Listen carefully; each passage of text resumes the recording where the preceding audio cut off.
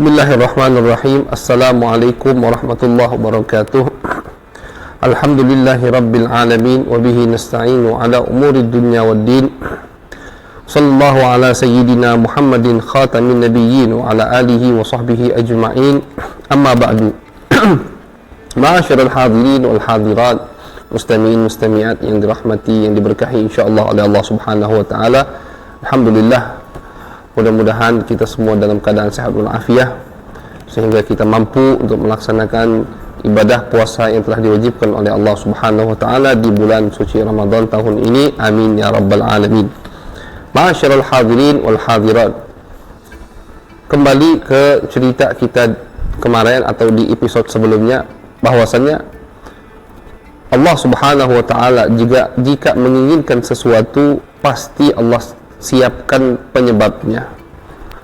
Nabi besar Muhammad SAW ketika beliau menanti-nanti, menunggu-nunggu perintah dari Allah Subhanahu wa taala untuk membebaskan, untuk mensucikan kota Makkah al-Mukarramah al-Musyarrafah dari penyembah-penyembah berhala, Allah Subhanahu wa taala siapkan satu kejadian penyebab untuk Nabi besar Muhammad sallallahu alaihi wasallam, yaitu pada tahun ke-7 pada tahun ke-6 Hijriyah, Nabi besar Muhammad SAW bermimpi bahwasannya beliau bersama sahabat-sahabatnya masuk ke kota Mekah untuk menunaikan ibadah umrah.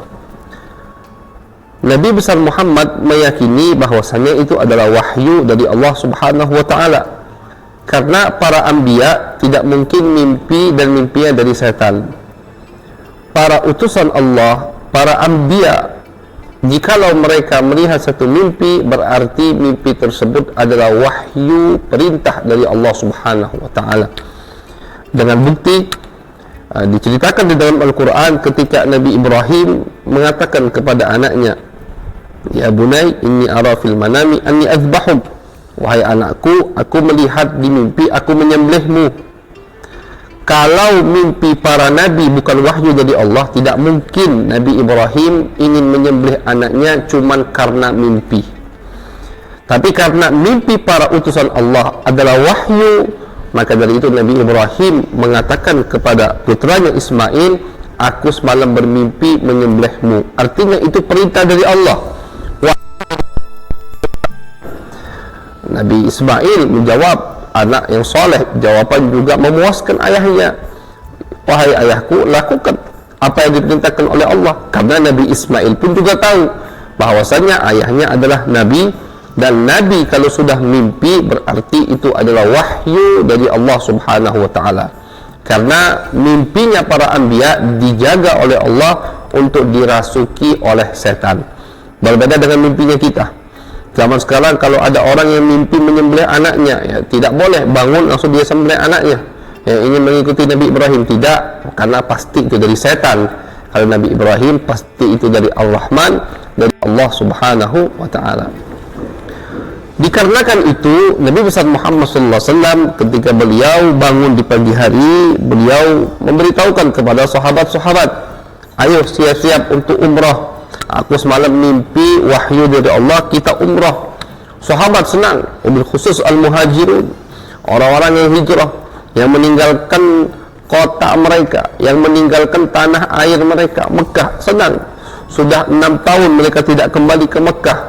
Ada yang sudah 6 tahun lebih tidak kembali ke Mekah, senang, ingin kembali ke Mekah, melihat tanah air mereka, tempat mereka lahir. Semua langsung bergegas bersiap-siap untuk umrah bersama Nabi besar Muhammad SAW.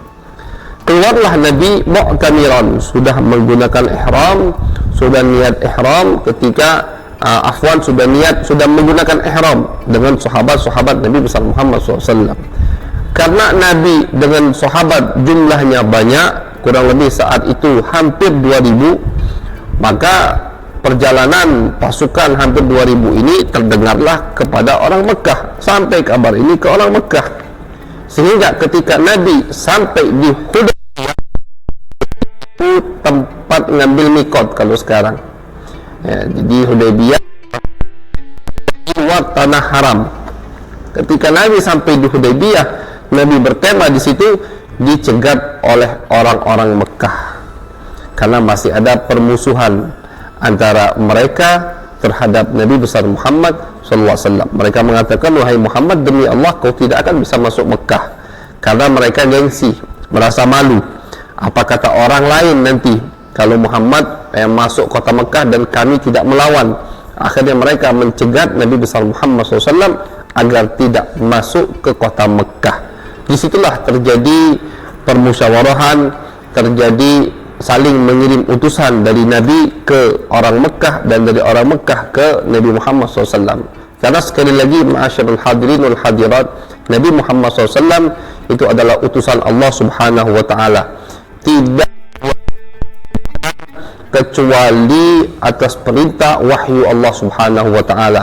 Di saat itu, kalau Nabi mau memerangi orang Mekah, itu orang Mekah tidak bisa melawan lagi, karena tadi militer mereka sudah sangat lemah sekali.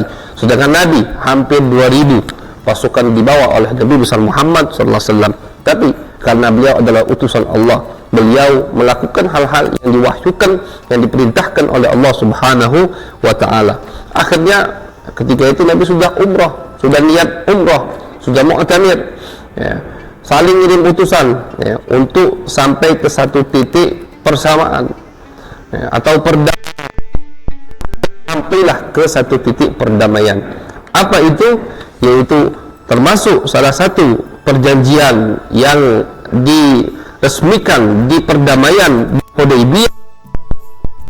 Muhammad, kau tidak umrah tahun ini, tahun depan kau baru boleh umrah masuk ke kota Mekah selama 3 hari bersama sahabat-sahabatmu. Itu perdamaian atau janji perdamaian yang pertama.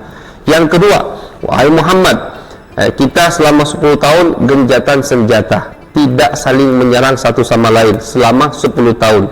Diterima oleh Nabi besar Muhammad SAW. Akhirnya perjanjian beraliansi dengan Nabi, silahkan masuk aliansi Nabi, dan siapa yang ingin beraliansi dengan orang kafir Mekah, Quraisy Mekah, silahkan beraliansi dengan orang kafir Quraisy Mekah. Sehingga kabilah Khuza'ah dan kabilah Banu Bakar, mereka ini kabilah Khuza'ah masuk aliansi bersama Nabi, kabilah Banu Bakar beraliansi dengan Quraisy Mekah, orang kafir Mekah, yang nantinya akan muncul masalah di antara mereka. Itulah penyebab Fathu Mekah yang insya Allah akan kita uraikan lagi di pertemuan yang akan datang. Mudah-mudahan kita selalu diberikan kesehatan oleh Allah Subhanahu wa Ta'ala. Amin ya rabbal alamin. Wa sallallahu ala sayyidina Muhammadin wa ala alihi wa sahbihi wa baraka wa sallam. Walhamdulillahi rabbil alamin. Wassalamualaikum warahmatullahi wabarakatuh.